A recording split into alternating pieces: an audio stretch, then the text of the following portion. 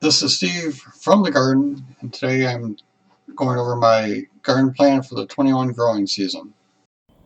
Here's a little clip of what the garden looked like last weekend during the snow. Now, I like to use Excel when I'm planning out the garden because it allows me to map every square foot of the garden. I have about 900 square feet. It consists of in-ground beds, raised beds, and some containers. This is kind of like a high-level overview of the garden. As we zoom in, we'll get into the individual beds. I just label these with a relative location of where they're at in the yard. So I have like these two outside beds, outside being outside a fenced-in area, northwest bed, the southwest bed. There's a northeast and a southeast bed, and a couple outside ones. So anyways, let's start with this. Now the asparagus, that's perennials. I don't really have to plant any of those. And the garlic was planted last October. Those are a mixture of Chestnut Red, which I had saved the 12 largest balls from the year before, or from my harvest in July. And this year I added another variety, which is named Music, which produces these really large cloves. Here's a picture of it here. Now the garlic will be ready for harvest roughly around July 4th or so. And I also have in this bed some oregano and thyme. Those are perennials. They'll just come up, be ready to go in spring. And I'll probably add a little bit of a dill in here also after the garlic gets done. On this other bed, I have peas I'm going to be planting early. That's these here from Haas Tools. It's Oregon Sugar Pod, which is like a sugar snap pea. And then I'll be doing green beans. Most of these green beans are going to be ones I saved from seed last year. I do have this bag of Burpee's stringless green pod. The other ones will be gold mine and jade bush beans. All the beans I'm planting are bush beans. I'm actually doing 2 plantings of peas, so I'll do one at the top of the bed and then a second one further down because I'm going to be planting these at different times. Now the first green beans will be put in around April 15th. Now beans are a warm weather plant, but this is a area that's covered with a hoop house, so the temperatures will stay warm enough for the beans without too much danger of the frost or cold weather getting to them. And I'll do just succession plantings of those. And down below I got a spot here where I'm going to be doing my peppers. Those will consist of these paprika peppers here from M.I. Gardner, along with Sunbright, also from M.I. Gardner. And I'm adding this Gatherer's Gold here from Territorial Seeds. That's a sweet Italian pepper. And then the Old Standby, which is California Wonder. Now this is my northwest bed. I got my lettuces over here for the summertime. Those varieties will be this ruby red lettuce, Grand Rapids leaf, which is kind of frilly if you can see that, and Paris Allen romaine. All those are from M.I. Gardner, and I plant these lettuces over on this end because this area gets shade during the afternoon. So I get sun in the morning through about 2:30 in the afternoon, then during the hottest part of the day it's in the shade. And over here is where I'm planting the squash for winter squash. And my varieties here are the Table Queen acorn squash, which this will be my 3rd year of homestead seed growing those. And this miniature butternut called Baby Butter, or Butter Baby. That's from Johnny Seed. Over in this section I got the watermelons.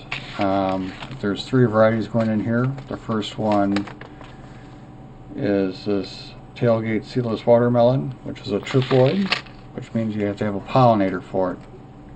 Now the pollinator that they supply is this Charleston Gray, and I also have Crimson Sweet. Now the Crimson Sweet and Charleston Gray are heirlooms, but you need that in order to pollinate the triploid. The Charleston Gray is a big watermelon, so I don't know if I'll actually get any fruit from those, because those big ones don't usually grow that well as far as producing fruit in this area. Our growing season isn't long enough for those. But the smaller ones, like the Crimson Sweet and the Tailgate, which are like an 8 to 10 pound watermelon, we should be able to get those. Then over on the end is the sweet potatoes, which I'm growing for my own slips, and it's Beauregard. Now this area is my northeast bed, and I'm trying something new this year, and that is I'm going to try growing some popcorn. I got this Japanese Holler's popcorn from House Tools, and I will intermix this with sweet potatoes, the same variety as before, along with pinto beans, and I'll plant probably 1 pinto bean on each side of the corn. That way they can use the corn as a trellis. Then the sweet potato will be planted in the middle. It'll be about 3 feet between each row of corn. Now the plan with this is that, I don't get a big enough block where I can get like just wind pollination on the corn, so I hand pollinate most of these. And because popcorn, you pollinate it and you don't harvest it until it's dry.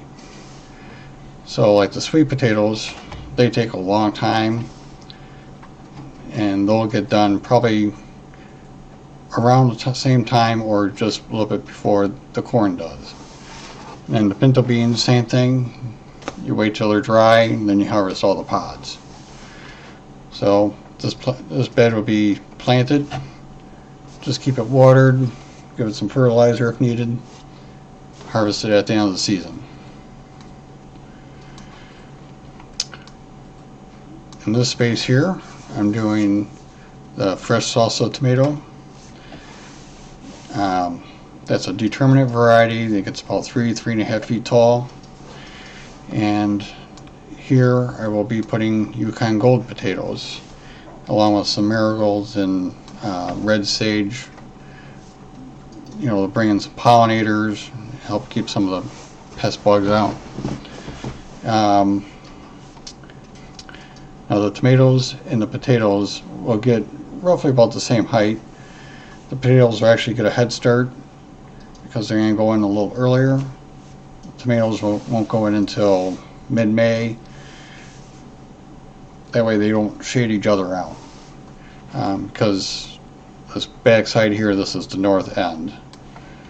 Okay, in this bed here, I'll be planting 2 different varieties of tomatoes here. The first variety will be this Summer Pick from House Tools. It's a determinate variety.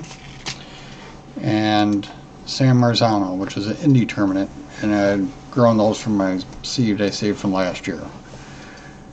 Now the Summer Pick, it's supposed to be kind of like a meaty slicer type tomato.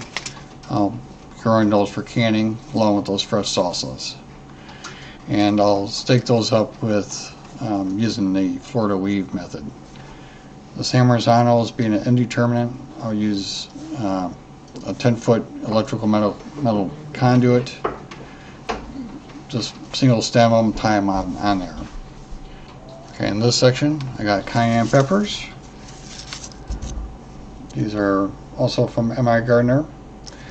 And I do have one I overwintered from last year, so it'll be interesting to see how that does compared to the one started this year. And on the other side, I got the jalapenos from M.I. Gardner. And I have one of those overwintering this year too. Then in the center here, I'll do a combination of sweet basil and some Thai basil.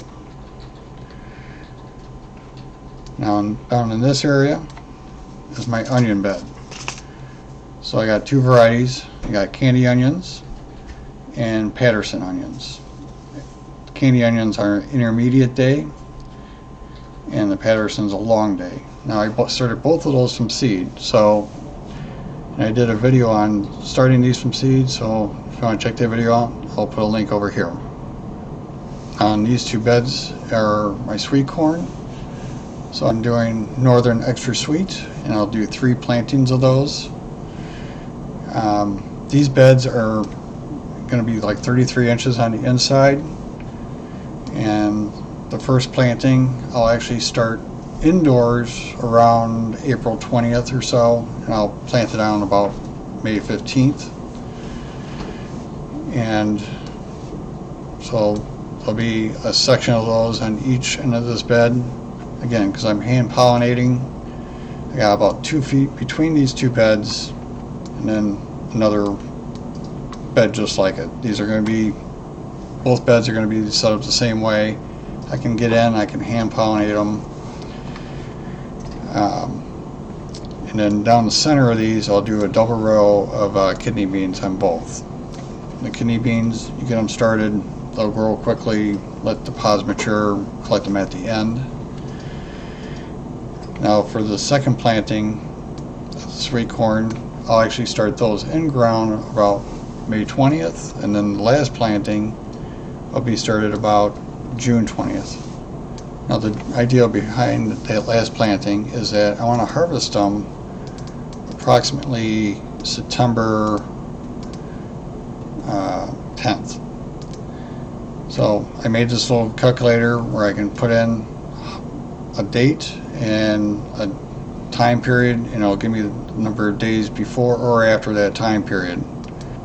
Now for the sweet corn, it needs about 75 days to mature, so I'm actually going to put 80 days in this calculator, and I'll see that 80 days before September 10th is June 22nd. So as long as I get them in within a couple of days of June 22nd, I should be able to harvest them around September 10th. Now the same concept goes for starting my peppers and my tomatoes. I want to put those in the ground around May 15th. Now the peppers need about 60 days, so I know I need to start them no later than March 16th. For tomatoes, they need about 6 weeks or about 45 days, so I need to start those about March 31st. Now the last area I'm going to show you I have a group of 18-gallon tubs. I'm going to be growing a combination of regular potatoes and sweet potatoes in these. Now these are more than 1 square foot each, but each square represents 1 unit or 1 bucket. Now growing potatoes in buckets makes it really easy to harvest. You just take them, cut off any vegetation that's remaining, dump them over, search around, pull out your potatoes, put the dirt back in the bucket, save that either for the next year or throw it into a bed that needs some extra dirt. The last couple buckets here, I'm probably going to put flowers in those, things like zinnias or maybe some dahlias. So I didn't mark anything off of those. Alright, so that's my garden plan as it stands up today. Garden plans are a fluid thing. They change, you adapt depending on weather conditions or bugs or whatever other things you might be dealing with. Thanks for coming along, and let me know what you're growing by dropping a comment down below. And if you'd like to see more videos like this, hit that subscribe button, and we'll see you on the next one.